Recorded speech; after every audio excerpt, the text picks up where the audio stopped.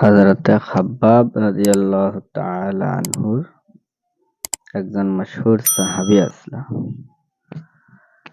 এই সাহাবী আল্লাহ তাবারাকা ওয়া তাআলার রাস্তার মধ্যে বড় কষ্ট বরদাস্ত করছেন।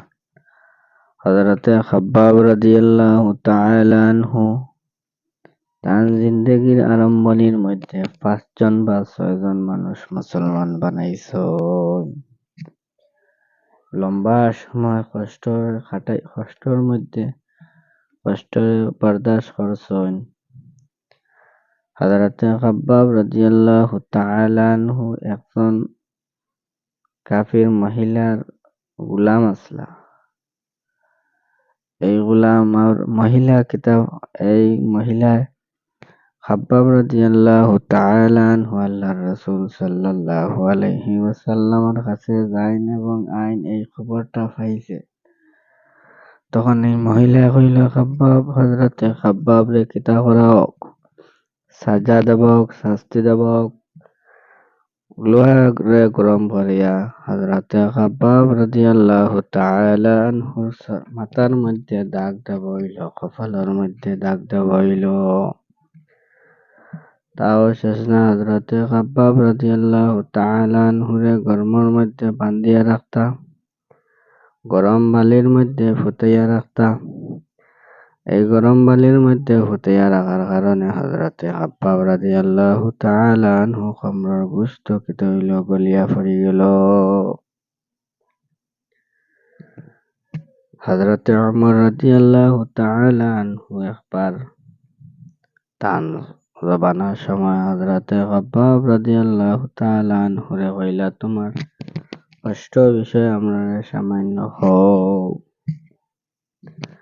তখন খাব্বাব রাদিয়াল্লাহু তাআলা আনহু কইলা, ওমর আপনি আমার খমর ওখান সামান্য দেখক।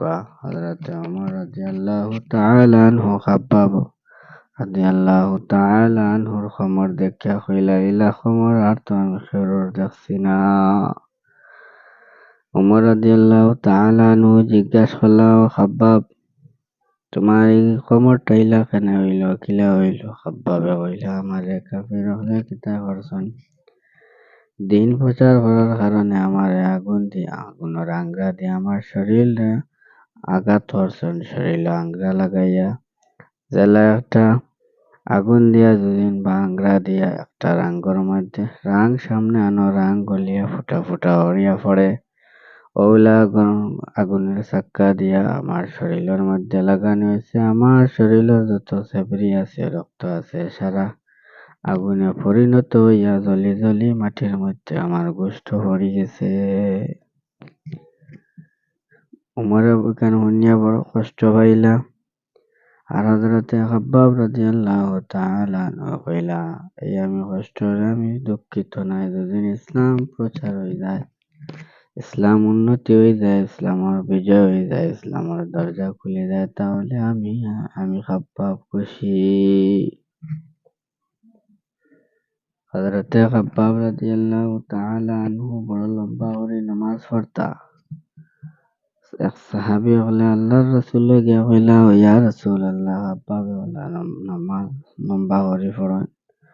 আল্লাহর রাসূল সাল্লাল্লাহু আলাইহি ওয়াসাল্লাম ফরমান, আমার খাব্বাবে আল্লাহর সন্তুষ্ট লাগে বেশি বেশি নামাজ পড়িতরা। রাসূল করিম সাল্লাল্লাহু আলাইহি সাল্লাম ওই সময় 3টা দোয়া দিছেন। 3 দোয়া দেওয়ার পরে 2টা দোয়া আল্লাহ গ্রহণ করলা, আর একটা দোয়া আল্লাহ গ্রহণ করলা না। 2টা দোয়ার মধ্যে প্রথম দোয়া হইল আল্লাহ রাসূল সাল্লাল্লাহু আলাইহি ওয়াসাল্লামে দোয়া করলা, আল্লাহ আমার উম্মতরে অভাব দিয়া মারিও না, আল্লাহ কবুল করলা।